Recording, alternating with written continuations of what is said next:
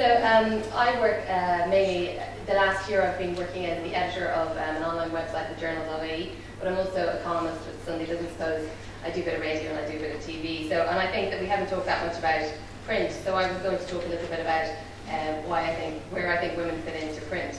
And I came across a quote. I was researching a column for the Business Post recently, and I came across a quote by Arnold Bennett, who was a very celebrated novelist, I think, around the turn of the century. Am I right? And he said, on Fleet Street, there are not two sexes, but two species, journalists and women journalists. And the one is about as far removed organically from the other as a dog is from a cat. So I kind of thought, he went on to outline women's flaws, which included a shrillness, a garrulous gesticulating inefficacy.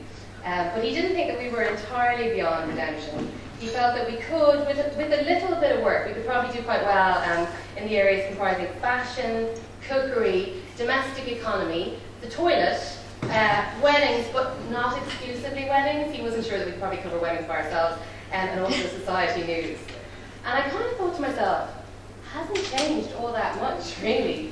You know, I mean, there are lots of women now writing about politics and business, but in the main, you find in print journalism that we're tended to be seen as health writers, feature writers, and we have columns, you know, like I have a column in the Business Post.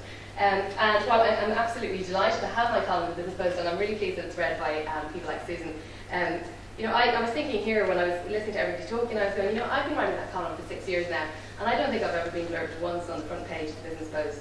When you buy the Business Post every Sunday, and buy it on Sunday, and you'll see it says, and some of the best writers in Ireland, including, and it'll mention Vincent Brown, it'll mention Tom McGurk, it'll mention Dave McWilliams, but me and my fellow female columnists, which used to include Alison O'Connor, I haven't been mentioned once in 6 years.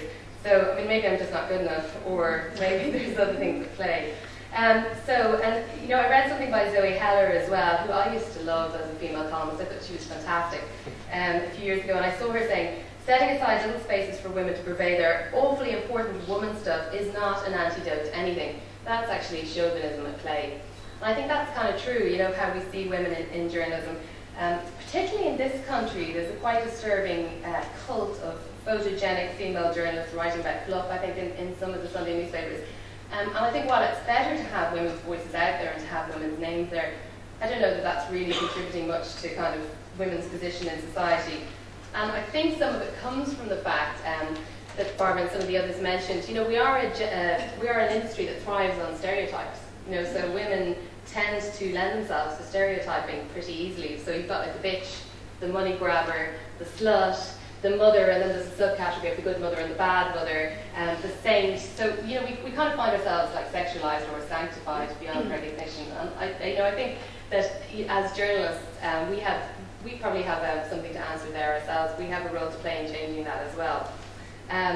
And it's not just about those perceptions. I mean, Mags talked a lot earlier on about the figures and the prevalence of women, but it's true as well. You mentioned a bit briefly about print journalism, but even in management in the media, you know, 3 in 4 of the top management jobs worldwide, this is according to a study that the International Women's Foundation did last year, 3 of the 4 top management jobs in media are held by men, 2 in 3 reporters' jobs are held by men, and other studies have shown that women earn significantly less than their male colleagues. But yet, when you get around to kind of middle management area, 41% of editing, writing, and news gathering jobs are held by women.